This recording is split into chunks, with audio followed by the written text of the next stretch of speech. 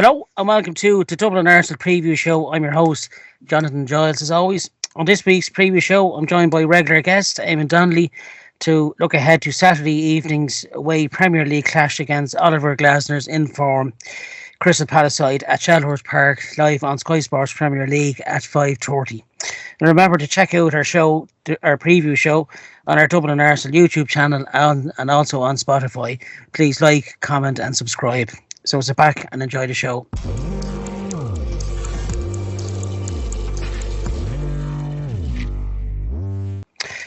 As it's a bit different than usual for our preview show, we're recording this a day or two early because of our double header against Crystal Palace. We're playing Palace Court in the League Cup game.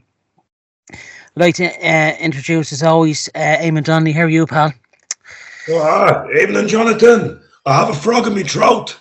One in every 4 frogs is a leapfrog. I was raised as an only child, which really pissed off me 2 sisters. We're all good. From the weekend, but we'll get through. Great to have you on, Eamon, and thanks for coming on as always. Big week ahead, a double header against Crystal Palace. It just happens to happen that way, land this way this week. We go to our Premier League game against Crystal Palace, which will be this Saturday at 5:30, as I said, away at Chelmsford Park. Just to start off, before we go into the preview, kind of go down memory lane, just a bit of research I've done today. Players who've played for both, I'll just go through the list quickly. Of course, Eddie Nketiah went there in the summer transfer window. Other players to note, Albert Sambi Lokonga, who was there a few seasons ago, Marouane Chamakh, Emmanuel Adebayor, Paul Dickov, Andy Linnigan, Matt Upson, Rob Holding, who's still currently there, Ian Wright, of course, the legend that he is, began his career there at Palace and flourished with the Arsenal after, Eddie McGoldrick, the Irish Eddie, Matthew Flamini, Ashley Cole, Yaya Sanogo, Julian Gray, now there's one going back about 1999-2000, I think, and Matt Turner, the goalkeeper, who I think is currently still there. Eamon, your memories of those lads that named there? I think the one that sticks out in my mind most is not on the list, and that's Kenny Sansom. That's actually one I didn't get. Yeah, I didn't even know he actually played for. But yeah, the whole Kenny Sansom thing was mad because we signed him. We signed Clive Allen from Queen's Park Rangers for £1 million back in 1980, and he never played for us. We swapped him for Kenny Sansom, and there was rumours that Palace wouldn't do business with QPR because Terry Venables and all sorts of stuff. Kenny himself says, I don't know what went on. And he also says that just after he signed for the Arsenal, Bob Paisley from Liverpool rang and said, we'd like you to sign for us. And Liverpool, of course, were the dominant force at the time. And Kenny says, I made the right choice. Because Kenny is a gooner through and through. And I think he's doing okay, Kenny, now after a couple of decades struggle. But he was the most obvious one. But Ian Wright, Ian Wright exploded at Palace after David Rocastle had given him a pep talk on, you want to cop yourself on, pal, get off the weed, take your football seriously, you're good enough to make it. He went to Palace at 23 years of age and he exploded there and then came to ourselves, Yeah. I just want to say, Palace are a club, they're my second team. My sister, when she went nursing in London back in 1988, actually lived in the area. So I had a number of occasions to go up. She did a season ticket at that time, even though she's a gooner, but she was nursing. So it was handy just to go up the road and watch them. And many great days down there. It's a great place to watch football. Would you agree as well, Eamon, sorry, Chelmsford Park, it's kind of one of those last old school grounds, like you could say Highbury and Goodison. Would you agree with that, where the fans are close to the pitch, or is it unique? Yeah. Is there a unique atmosphere in your opinion there? You know what makes it unique? It's even smaller than Highbury. Is it? Yeah. Yeah, and it has a Sainsbury's on the on one end of the ground, and you can still go in under the stand as a guest a bit like Dalymount Park. I actually played bingo in there before the game once. And those fellas in red coats, you know, like bingo callers. It was just incredible.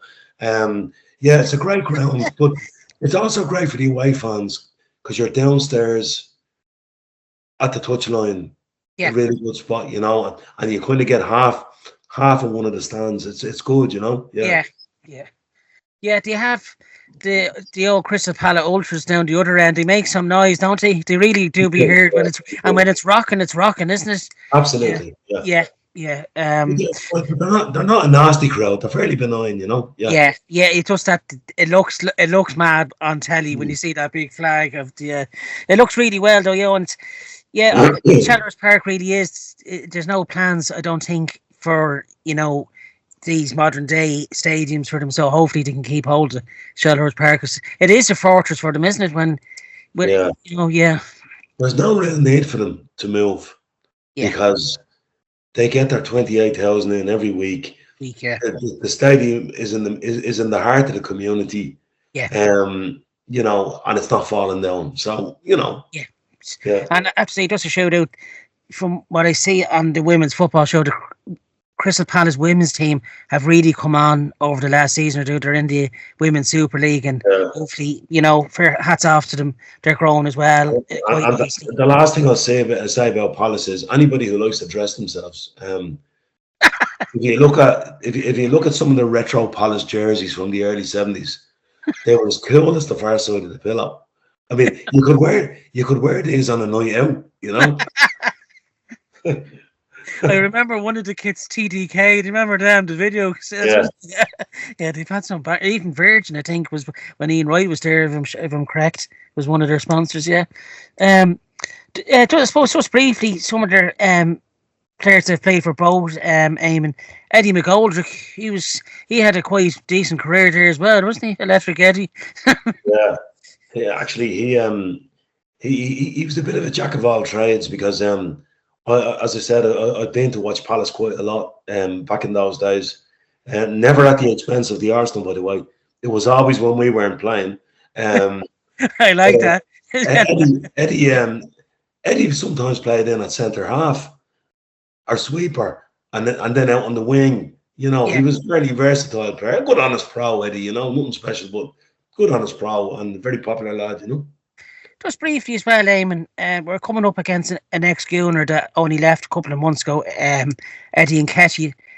Do you think he hasn't scored a goal for Crystal Palace as of yet in the Premier League? Do you think he can flourish at Crystal Palace when he gets going? Do you think this is his club? Do you think where he can, at last kind of put himself out there? I thought he would have done better up to now because I always felt that if Eddie got a run of games in any team, he'd score goals. Yeah. It hasn't happened yet for him. But Eddie's a streak player. If Eddie got a goal or two, of course he's going to score on Saturday evening, don't you know? It's written in the stars, If I see another player not celebrating against us, yeah. Yeah, I really do hope this. Yeah, there are a few characters in there. Yeah, Andy Linnigan, I suppose, another one there. What a good defender. Yeah, always be remembered for the League Cup game for ourselves. I suppose into the preview. Eamon, I was just yesterday. I watched them against Brighton, and they've come into a better form after saying the last 5 games. They're actually unbeaten in their last 5. Yeah. Draws against Aston Villa away, Newcastle at home, and then I think really from that game, I think this game here, the Ipswich game away where Marteta got that goal late on, and then they went on to draw at home against Man City, and of course yesterday they looked really good. They've got a quite good 11 Glasner at the moment. He's got a good the centre backs there, the defensive line of Chalobah, Guy and Lacroix. Dean Henderson actually is coming into a bit of form. Actually, is himself in goal. Actually, their fullback Tyreek Mitchell can get down the wing. Since he's moved him up a bit, he's actually doing quite well. And in terms of their midfield, Lerma, Eze, Will Lewis, and up front Mateta, Ismail Sarr, and Munoz. Oliver Glasner, they've taken a while to get into this season, but they've come into a bit of form. They're a rugged team to play against, aren't they? Well, I actually think they've underachieved this season. I think the last 5 games is much more a reflection of the ability they have. Yeah. The only thing I'd say about them is they give up goals. So Yeah. what they do is they play this 3-4-2-1.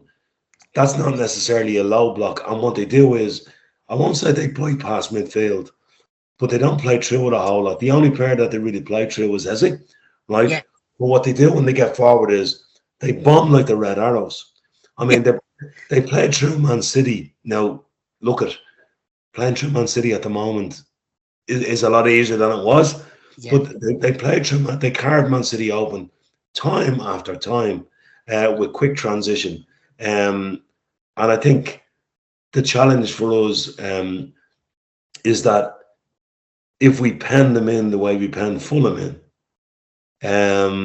that we don't get caught on a transition, on a bomb squad, giving them an overlap.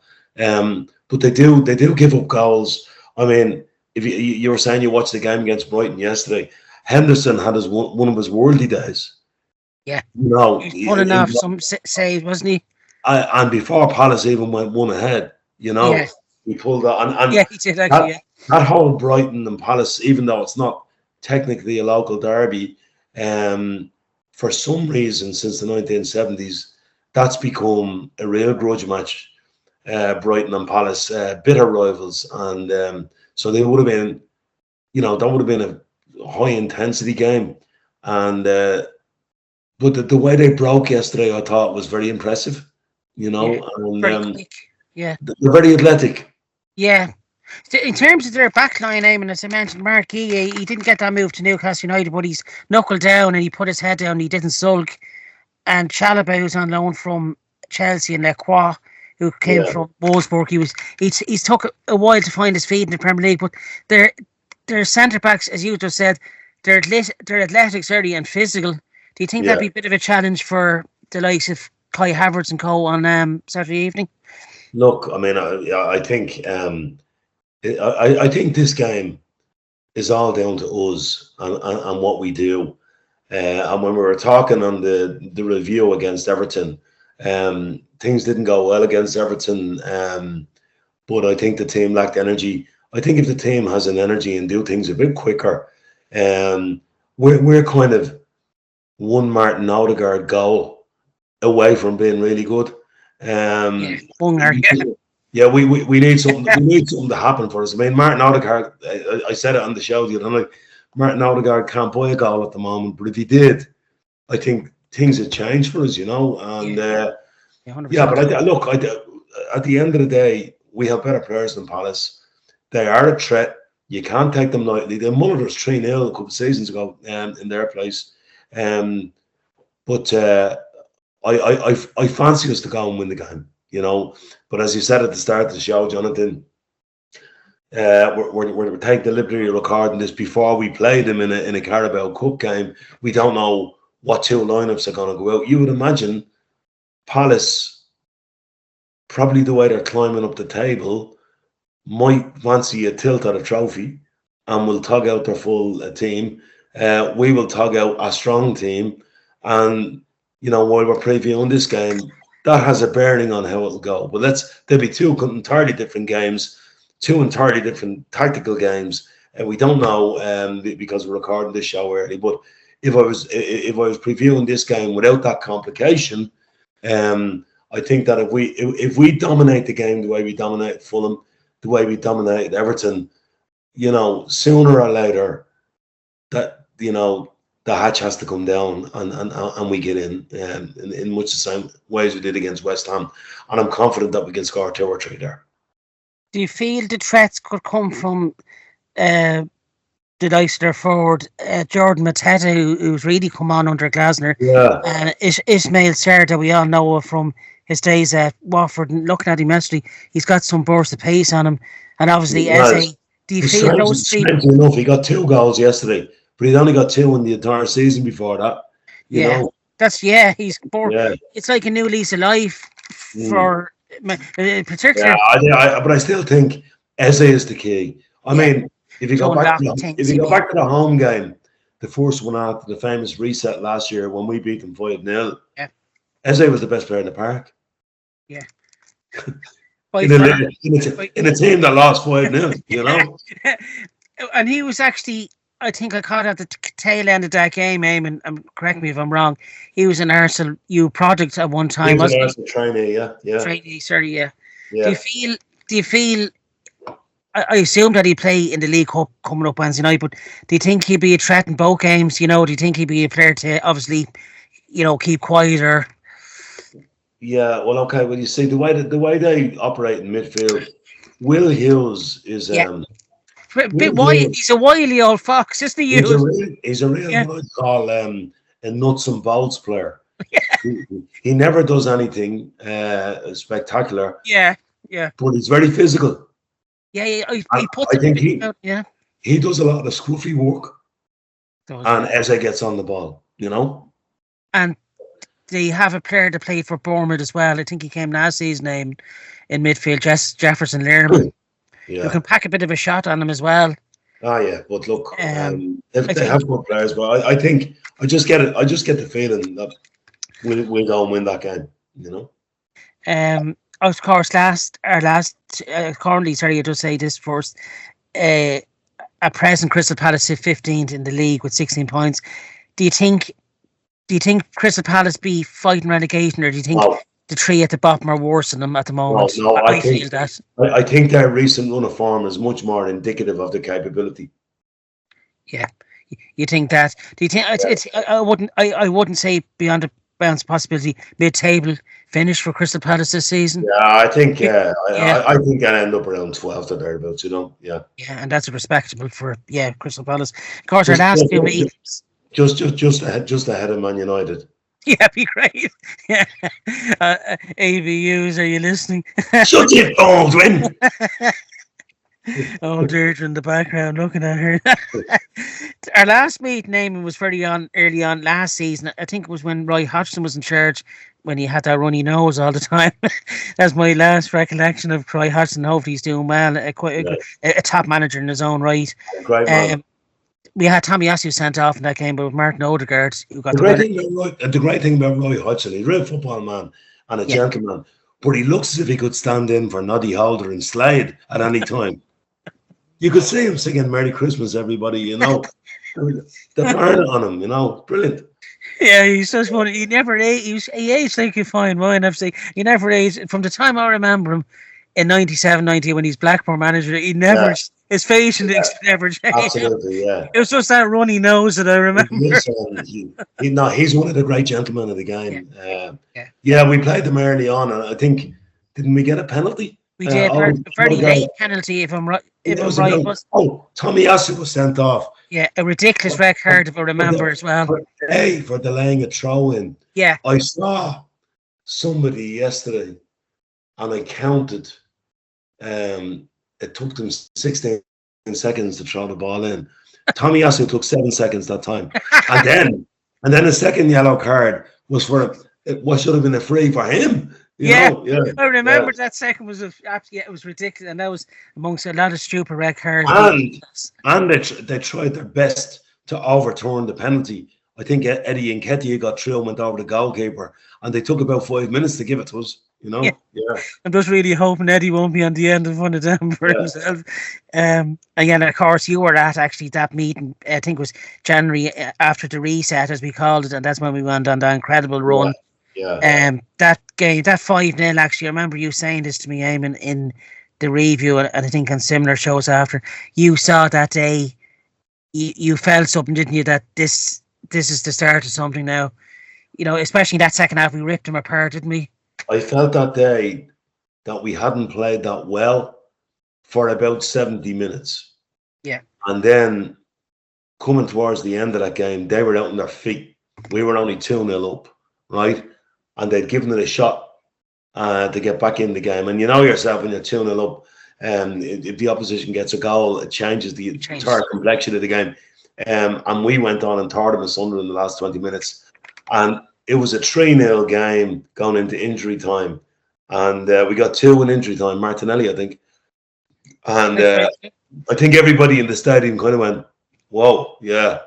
Oh, that day something changed, you know. Yeah, yeah, That's when we went on a kind of a run of hammering teams. It really yeah, was. We yeah. were just absolutely battering them, and yeah, we're now. I don't think, as you said there, after watching the likes of the Fulham game and everything, obviously, we're not far off. Getting once we get one or two goals again, we'll start getting that rhythm again. You know, of Yeah, well, putting people teams should. away. Some of the doubting Thomases should understand. Fulham went away to Anfield and didn't roll over at the weekend, you know. Yeah, yeah, Yeah, yeah. So yeah, I think that's true. Yeah, we're quick to jump on. Yeah, and when it's Fulham are a decent team. they Like they're are. doing really well under Marco Silva. Can I get Eamon? Like Oliver Glasner, in fairness, was a really shrewd appointment from Crystal Palace. I think he's got a good future there at Palace. You know, um, can I get your from the years of Arsenal and Crystal Palace in the Premier League game, and can I get a game that stood out for you, home, I suppose, home or away in this fixture, Eamon, that stood out for you over the years? Well. Okay. So I mean, I've been away. I've been to Palace many, many times, Yeah. but I've been away with the Arsenal 3 times, right? And time number one was 1990, and it was the year after Michael Thomas had won the league at Anfield, and we were standing in the away terrace, and every time Michael Thomas got the ball, the crowd just went, "It's up for grabs now! You serious? It's up for grabs now!" It was brilliant. The second time I was there was a 0-0 draw in the early part of the 97-98 season when Petit and Vieira were just bedding down as a midfield anchor. And I saw Petit that day for the first time and said, this boy can play. 0-0 draw. I saw a win there. Sorry, Eamon. You mentioned that game, sorry, 97-98. Was that the time when Attilio Lombardo played for Crystal Palace? It was. It was. And Thomas Brolin. Thomas Brolin, yeah, remember that? Yeah. Yeah. Yes. And then the next time I saw them was when David Ospina was playing in goal. Oh, jeez. And we won 2-1. Danny Welbeck and I can't remember who got the second goal. But Francis Coquelin that day was a monster in the middle of the pitch. And then in true Arsenal fashion, we gave a goal away in the 93rd minute, and the rest of it was like it was worse than Podge and Roger at bedtime. And then yeah, so that's the 3 times I've seen that fixture in Selhurst. But my favourite memory of an Arsenal Palace game is Olivier Giroud's scorpion kick. Yeah, because I was right in line with that. You know, yeah, it was. Yeah. I say when you what was your first thought when you saw him going? What did you say? Oh God, what is he doing here? I thought he was falling over himself because what happened was the cross had gone behind him. The cross had gone behind him, and I thought he was going to fall over, and all of a sudden his back legs come up like a scorpion, and in you go. You know.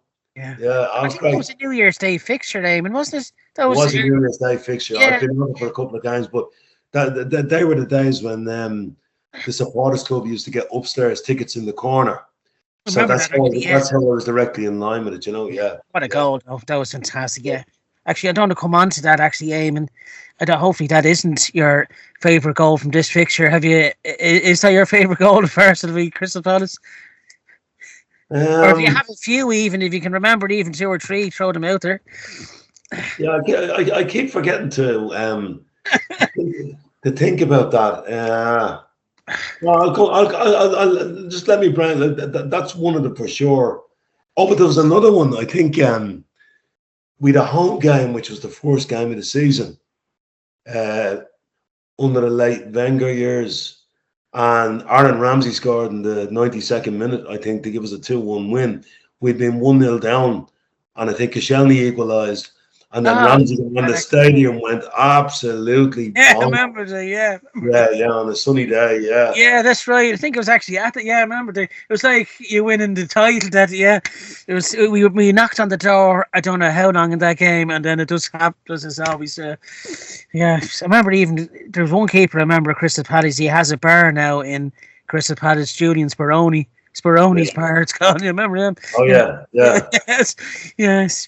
So that's what he did. For all the for all the younger listeners, go into YouTube and look up Palace and Arsenal in 70-71, and you will see a header from about 20 yards from the one and only George Graham, and a pretty. It was absolutely devastating. I'll send it on to you later. Yeah, do actually, and I'll get Mark to actually include in this link. Actually, yeah. Because there's a few videos that you sent me from yesterday that are absolutely bangers. Yeah, well, the George Graham, that's a goal that obviously I wasn't old. Well, I was.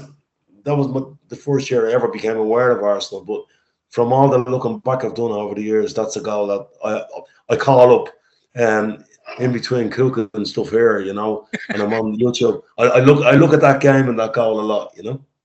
Yeah, sorry, just briefly, spell going back kind of to the start time. Did Kenny Sampson play long for Crystal Palace? Did he? Kenny Sampson, I'll tell you what it was. Crystal Palace, when he's got free. He's got in. He's got big thighs. Big thighs. He's got big thighs. Palace were in the old Tour division, which is now League One, right?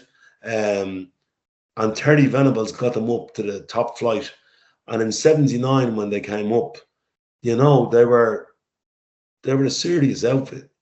So he would have played for them for about 3 or 4 seasons. Right, I didn't know. Yeah, I actually didn't know he played for. Yeah, that's an interesting. Yeah, he got into their team when he was about 18. Did he? Yeah. Yeah. And we bought him when he was about 22 in that swap deal with Clive Allen, and he played with us from 80 to 88, 8 years, and including a winning captain in the League Cup in 1987. You know. I didn't know that now. He was our skipper when we won the League Cup in 1987. Kenny was. Yeah. Yeah, it's been well documented. Kind of his later life, but I'm glad to say he's back on the road again. You know, and a true Arsenal legend. I think. Absolutely. It'd be great one day to maybe get Kenny Sampson on. He's also an Irish legend for the way he misticked the ball in the air for Ray Houghton's goal in 1988. Yeah, you remember? Yeah, I remember that actually. Yeah, and he's saying, who stuck the ball in the English net? Peter Shilton, sadly, flapping out there. Yeah, that's right. Kenny Sampson played in that English team as well. Yeah, God, just the memories that come back when you mention things like that. Yeah, and I just also mentioned one Irish player that did play for Crystal Palace. He's a pundit now on Virgin and all. Damien Delaney. He scored that rocket when Liverpool were 3-0 up that time. They went on to blow the league, so just thought I'd mention that. and by the way, he's brilliant on the TV. He is actually a great pundit. Yeah, he's brilliant, yeah. And he doesn't mind, what I like about him and himself and Richard Dunn when they're together, he speak their mind. You know, he says it like it is and see, you know, and actually he's made nice compliments for the Arsenal when he's on as well, so he's more than welcome to come on here. That game, of course, League Cup, briefly, Eamon, sorry, in the League Cup terms, do you see us getting past Crystal Palace in the League Cup on Wednesday evening? These games are much harder to analyse because you don't know. Yeah, one-off games. Yeah. Even tactically, they tend to be a lot more open. And by the way, if it's more open, I think that makes it easier for us, you know? To cut through, Yeah, anything can happen. To be nice. I suppose, as you said, the way they're kind of settling down in the last few league results, Palace and ourselves, obviously, both teams were looking for a good cup run and to add a cup to the old trophy, because we haven't won it since 1993, incredibly, when it was the Coca-Cola Cup. So there's even a few on Earth that weren't even born then. So to cut the meltdown, please bring this cup home. I think we should give Max Delman his debut. Have you seen that boy play? No, I haven't. Yeah, okay. Yeah, he looks, he's only 14, but he's already in the under 18s. He's serious, yeah? He is special, yeah. You've heard it first, folks. You've heard it on the preview show. Yeah. No, just like to thank. It's been a good preview show, I have to say, tonight, Eamon. Thanks for coming on as always, pal. You can, of course, that match is on Sky Sports Premier League at 5:30 on Saturday evening, and also if you're out and about, any Arsenal fans, the Riverburn Dublin City Centres, where you can catch all the action there and the League Cup midweek. Of course, you can catch our show on the Dublin Arsenal YouTube channel. Thanks to Martin Stoneville for putting it up, and also on Spotify. So until then, folks. Have a great week, and we'll see you again. Cheers, lads. Thanks, Jonathan.